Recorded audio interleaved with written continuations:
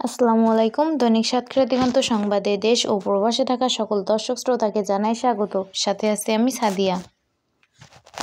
পটুয়াখালী চৌরাস্তা থেকে মির্জাগঞ্জ ও সুবিদখালী ব্রিজ পর্যন্ত রাস্তার বেহাল দশা। প্রতিবেদনে মোহাম্মদ জিয়াউর রহমান জুয়েল মৃধা, বিভাগীয় প্রধান, বরিশাল। পটুয়াখালীর চৌরাস্তা থেকে 10 কিলোমিটার মির্জাগঞ্জ ও সুবিদখালী ব্রিজ পর্যন্ত আরও 2 কিলোমিটার, মোট 12 কিলোমিটার রাস্তা। এই রাস্তা দিয়ে দৈনিক 1 থেকে 1.5 লক্ষ লোক যাতায়াত করে। কিন্তু এই রাস্তার অবস্থা কেমন হয়ে গেছে যে একজন গর্ভবতী মা অ্যাম্বুলেন্স নিয়ে আসলেও অ্যাম্বুলেন্সের ভিতরে গর্ভপাত করবে। সাধারণ জনগণ মনে করে এই রাস্তাটার দিকে প্রশাসনিক নজরদারি করা উচিত, কারণ এই রাস্তা দিয়ে দৈনিক 1 থেকে 150 ভারী ট্রাক, কাভার ভ্যান, লরি যাতায়াত করে। এমন অবস্থা হয়েছে যে একজন সুস্থ মানুষও অসুস্থ হওয়ার অবস্থা হয়ে যায়। এজন্য পটুয়াখালী চৌরাস্তা থেকে মির্জাগঞ্জ ও সুবিদখালী ব্রিজ পর্যন্ত রাস্তার বেহাল দশা আমরা সর্বস্তরের জনগণের সাথে বরিশাল বিভাগীয় প্রধান সারা জমিনে গিয়ে দেখি রাস্তার বেহাল দশা।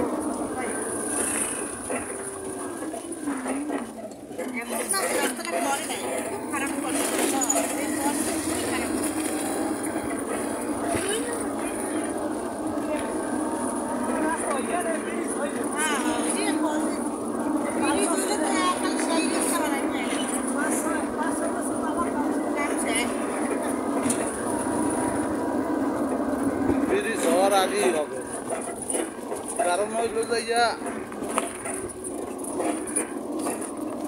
রাস্তাটা যাওয়ার আগে